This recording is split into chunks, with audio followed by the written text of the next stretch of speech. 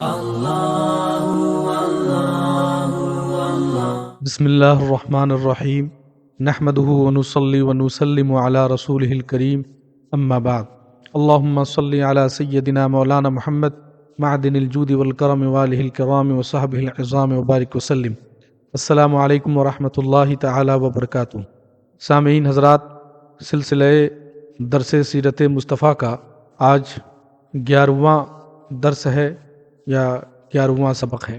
اللہ تبارک و تعالیٰ کا بے پناہ فضل ہے، اس کا کرم ہے کہ ہماری زبان پر مخلوقات میں سب سے افضل اور سب سے اعلیٰ و اولیٰ ذات کا نام مبارک، نام مقدس ہم اپنی زبان سے لے رہے ہیں۔ ہماری زبان پر اللہ تبارک و تعالیٰ نے جاری فرمایا، اس پر اللہ تعالیٰ کا بے حد ہم کو شکر بجا لانا چاہیے۔ اس کا کرم ہے، اس کا فضل ہے کہ اس نے ہماری زبان پر اس کے حبیب کا نام جاری فرمایا اور ساتھ ہی ساتھ سیرت طیبہ کو بیان کرنے کی سعادت بخشی۔ اللہم صلی علی سیدنا و مولانا محمد معدن الجود والکرم والہ الکرام وصحبہ العظام وبارک وسلم۔ حضرات سامعین، کفار مکہ نے جب اپنے ظلم و ستم سے مسلمانوں پر عرصہ حیات تنگ کر دیا تو حضور رحمت عالم صلی اللہ علیہ وسلم نے مسلمانوں کو حبشہ جا کر پناہ لینے کا حکم دیا۔ حبشہ کا بادشاہ، جس کا نام اسحمہ تھا اور لقب نجاشی تھا، عیسائی دین کا پابند تھا مگر بہت ہی انصاف پسند اور رحم دل تھا، اور تورات و انجیل وغیرہ آسمانی کتابوں کا بہت ہی ماہر عالم تھا۔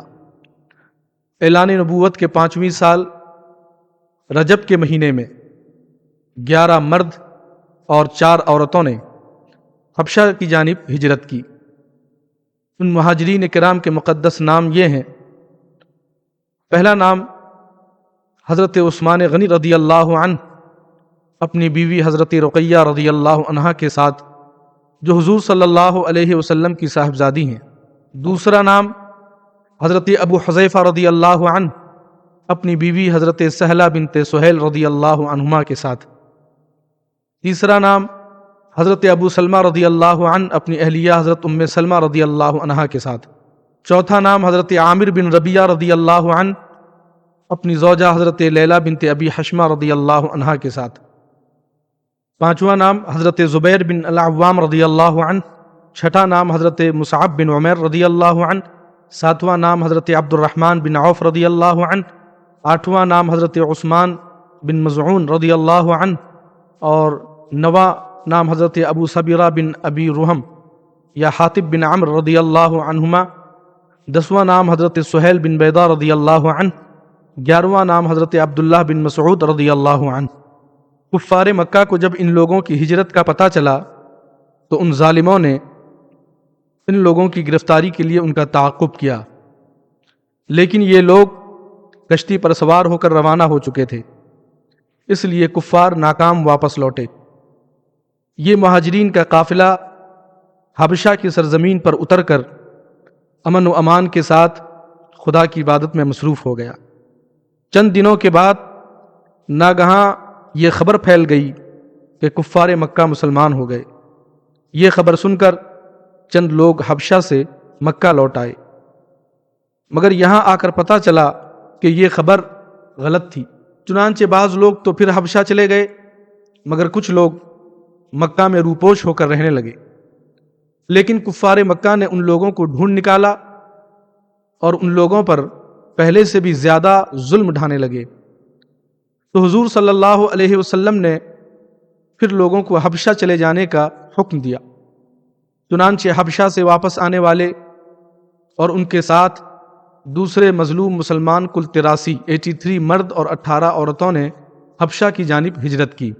تمام مہاجرین نہایت امن و سکون کے ساتھ حبشہ میں رہنے لگے، مگر کفار مکہ کو کب گوارا ہو سکتا تھا کہ فرزندان توحید کہیں امن و چین کے ساتھ رہ سکیں۔ ان ظالموں نے کچھ تحائف کے ساتھ عمرو بن العاص اور عمارہ بن ولید کو بادشاہ حبشہ کے دربار میں اپنا سفیر بنا کر بھیجا۔ ان دونوں نے نجاشی کے دربار میں پہنچ کر تحفوں کا نذرانہ پیش کیا اور بادشاہ کو سجدہ کر کے یہ فریاد کرنے لگے کہ اے بادشاہ، ہمارے کچھ مجرم مکہ سے بھاگ کر آپ کے ملک میں پناہ گزین ہو چکے ہیں، آپ ہمارے ان مجرموں کو ہمارے حوالے کر دیجیے۔ یہ سن کر نجاشی بادشاہ نے مسلمانوں کو دربار میں طلب کیا اور حضرت علی رضی اللہ عنہ کے بھائی حضرت جعفر رضی اللہ عنہ مسلمانوں کے نمائندہ بن کر گفتگو کے لیے آگے بڑھے، اور دربار کے آداب کے مطابق بادشاہ کو سجدہ نہیں کیا بلکہ صرف سلام کر کے کھڑے ہو گئے۔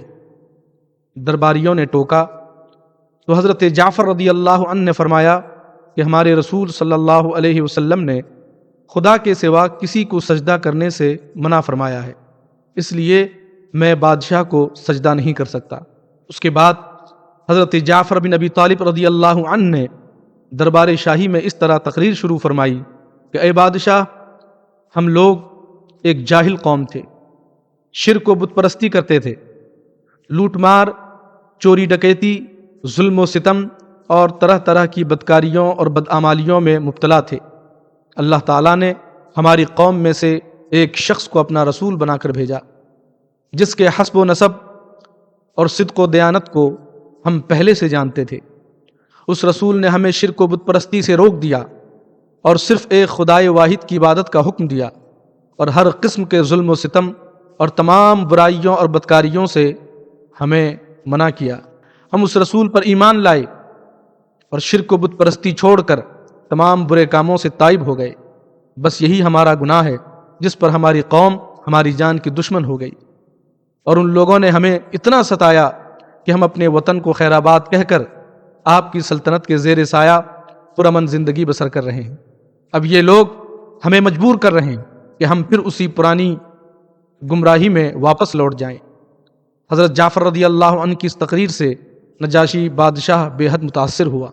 یہ دیکھ کر کفار مکہ کے سفیر عمرو بن العاص نے اپنے ترکش کا آخری تیر بھی پھینک دیا اور کہا کہ اے بادشاہ، یہ مسلمان لوگ آپ کے نبی حضرت عیسیٰ علیہ السلام کے بارے میں کچھ دوسرا ہی اعتقاد رکھتے ہیں جو آپ کے عقیدے کے بالکل ہی خلاف ہے۔ یہ سن کر نجاشی بادشاہ نے حضرت جعفر رضی اللہ عنہ سے اس بارے میں سوال کیا تو آپ نے سورہ مریم کی تلاوت فرمائی۔ کلام ربانی کی تاثیر سے نجاشی بادشاہ کے قلب پر اتنا گہرا اثر پڑا کہ اس پر رقت طاری ہو گئی اور اس کی آنکھوں سے آنسو جاری ہو گئے۔ حضرت جعفر رضی اللہ عنہ نے فرمایا کہ ہمارے رسول صلی اللہ علیہ وسلم نے ہم کو یہی بتایا ہے کہ حضرت عیسیٰ علیہ السلام خدا کے بندے اور اس کے رسول ہیں، جو کنواری مریم کے شکم مبارک سے بغیر باپ کے خدا کی قدرت کا نشان بن کر پیدا ہوئے۔ نجاشی بادشاہ نے بڑے غور سے حضرت جعفر رضی اللہ عنہ کی تقریر کو سنا اور یہ کہا کہ بلا شبہ انجیل اور قرآن دونوں ایک ہی آفتاب ہدایت کے دو نور ہیں، اور یقیناً حضرت عیسیٰ علیہ السلام خدا کے بندے اور اس کے رسول ہیں، اور میں گواہی دیتا ہوں کہ بے شک حضرت محمد صلی اللہ علیہ وسلم خدا کے وہی رسول ہیں جن کی بشارت حضرت عیسیٰ علیہ السلام نے انجیل میں دی ہے۔ اور اگر میں دستور سلطنت کے مطابق تخت شاہی پر رہنے کا پابند نہ ہوتا تو میں خود مکہ جا کر رسول اکرم صلی اللہ علیہ وسلم کی جوتیاں سیدھی کرتا اور ان کے قدم دھوتا۔ بادشاہ کی تقریر سن کر اس کے درباری جو کٹر قسم کے عیسائی تھے ناراض و برہم ہو گئے، مگر نجاشی بادشاہ نے جوش ایمانی میں سب کو ڈانٹ پھٹکار کر خاموش کر دیا اور کفار مکہ کے تحفوں کو واپس لوٹا کر عمرو بن العاص اور عمارہ بن ولید کو دربار سے نکلوا دیا اور مسلمانوں سے کہہ دیا کہ تم لوگ میری سلطنت میں جہاں چاہو امن و سکون کے ساتھ آرام و چین کی زندگی بسر کرو، کوئی تمہارا کچھ نہیں بگاڑ سکتا۔ واضح رہے کہ نجاشی بادشاہ مسلمان ہو گیا تھا، چنانچہ اس کے انتقال پر حضور صلی اللہ علیہ وسلم نے مدینہ منورہ میں اس کی نماز جنازہ پڑھی، حالانکہ نجاشی بادشاہ کا انتقال حبشہ میں ہوا تھا اور وہ حبشہ ہی میں مدفون بھی ہوئے، مگر حضور صلی اللہ علیہ وسلم نے غائبانہ ان کی نماز جنازہ پڑھ کر ان کے لیے دعائے مغفرت فرمائی۔ اللہ سبحانہ و تعالی نبی اکرم صلی اللہ علیہ وسلم کی سنتوں پر عمل کرنے والا بنائے اور دین اسلام پر ہم سب کو استقامت عطا فرمائے۔ وآخر دعوانا ان الحمد للہ رب العالمین۔